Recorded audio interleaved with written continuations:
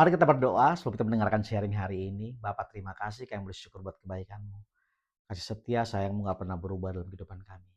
Kami mendengar perkataan-Mu. Dalam nama Tuhan Yesus kami sudah berdoa dan bersyukur. Haleluya. Sama-sama kita katakan amin. Amin. Puji Tuhan. Apa kabar kita hari ini? Saya percaya semua dalam keadaan baik dan semua dalam keadaan luar biasa. Karena kita punya Tuhan yang baik dan Tuhan yang luar biasa. Hari ini saya mau kasih judul sharing saya, hati yang tenang. Sama-sama katakan dengan saya, hati yang tenang. Amsal pasal 14 ayat yang ke-30. Hati yang tenang menyegarkan tubuh. Sekali lagi, hati yang tenang menyegarkan tubuh.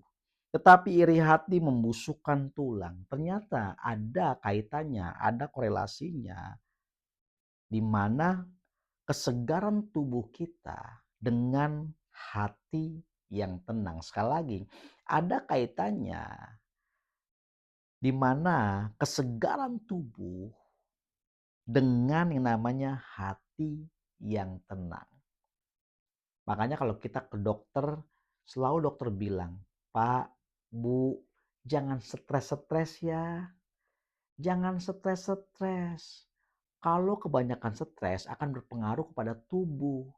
Yang ada asam lambung naik, pegel-pegel, sakit sana sini. Kenapa? Karena stres. Stres yang berkepanjangan terus-menerus stres. Hatinya nggak tenang.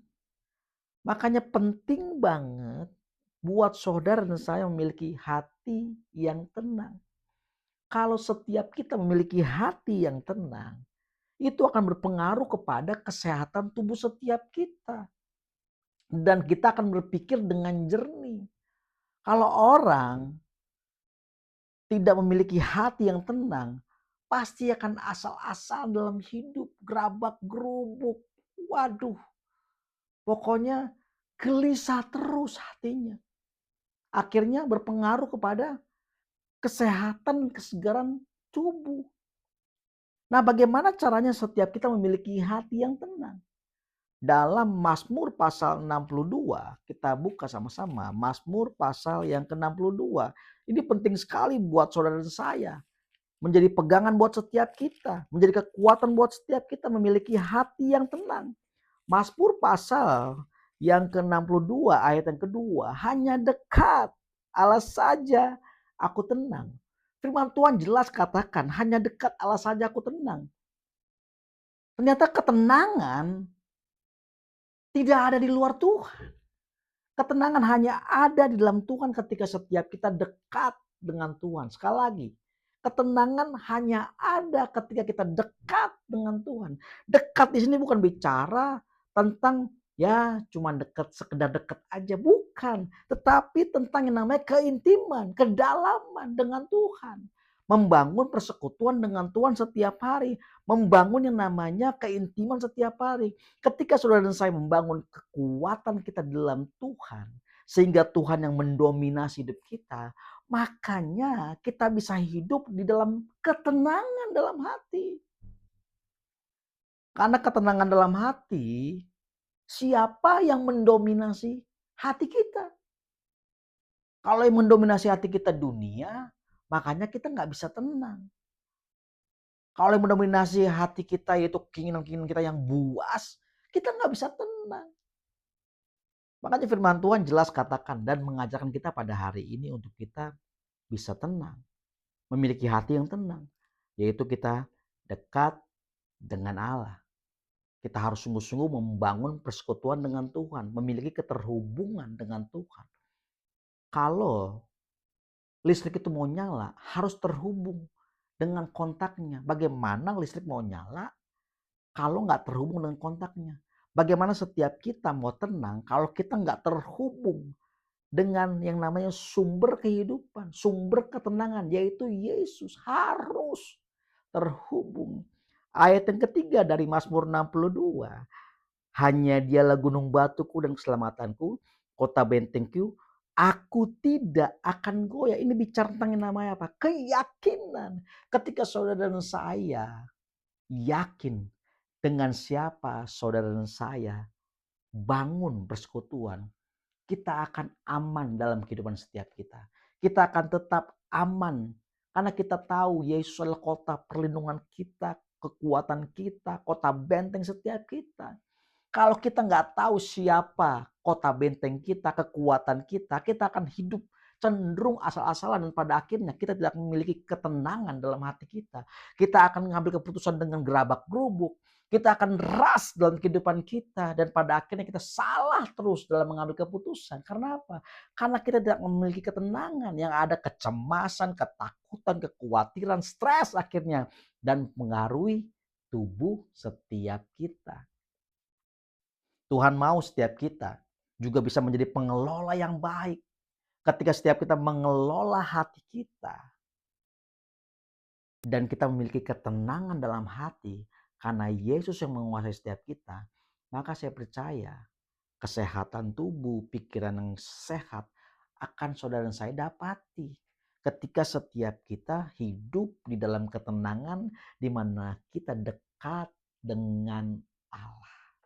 Ayat yang ke-6 dari Mazmur 62 dikatakan lagi, hanya pada Allah saja kiranya aku tenang. Wow. Hanya pada Allah saja kiranya aku tenang. Lagi dikatakan ketenangan hanya dekat dengan Allah. Jadi jangan coba-coba cari ketenangan di luar Tuhan. Pak, saya tenang Pak kalau saya kedugem Pak.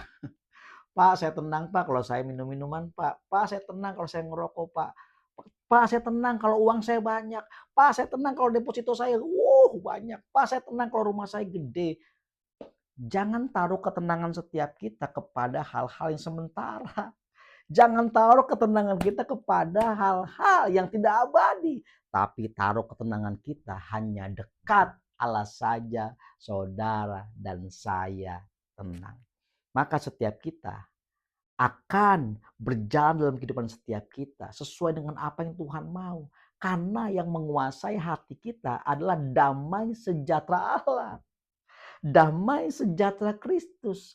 Itu yang membuat saudara dan saya tetap tenang dalam menghadapi apapun. Karena cepat atau lambat saudara akan dipertemukan dengan yang namanya gelombang, hujan, badai dalam kehidupan saudara. Nah, respon kita ini menentukan setiap kita tetap kuat atau kita nyerah dalam kehidupan setiap kita. Biarlah melalui perenungan hari ini setiap kita diingatkan. Setiap kita disadarkan bahwa penting setiap kita untuk memiliki hati yang tenang. Karena hati yang tenang ada kaitannya dengan yang namanya kesegaran tubuh. Jadi jangan pernah iri hati. Jangan pernah dendam. Itu hanya akan membusukkan tulang setiap kita. Jangan. Tetapi milikilah yang namanya hati yang tenang. Hati yang terhubung kepada sumber ketenangan itu yaitu Yesus. Karena ketenangan setiap kita bukan ketenangan yang sementara. Yang dunia berikan bukan, tapi damai sejahtera yang Tuhan berikan. Di mana setiap kita terhubung dan memiliki kedekatan dengan Tuhan. Itu yang membuat setiap kita tetap tenang. Biarlah setiap kita dikuatkan, diingatkan melalui perenungan hari ini. Mari kita berdoa. Tuhan, terima kasih, kami bersyukur buat kebaikan-Mu. Ampuni setiap kami Tuhan, kalau kami saat ini Tuhan Yesus sungguh begitu resah dalam hati kami. Kami gak tenang Tuhan. Tuhan, karena kami tahu kami gak mengandalkan Tuhan. Kami gak mengandalkan Engkau sebagai kekuatan kami. Ampuni kami Tuhan. Saat ini Tuhan, kami mau sadar Tuhan. Kami bersungguh-sungguh karena ketenangan kami hanya kami dekat dengan Engkau Tuhan. Terima kasih Tuhan Yesus. Kami membawa persekutuan itu Tuhan. Kami mau tetap terhubung dengan Engkau Tuhan. Kami bersyukur buat kebaikan-Mu. Terima kasih Tuhan Yesus.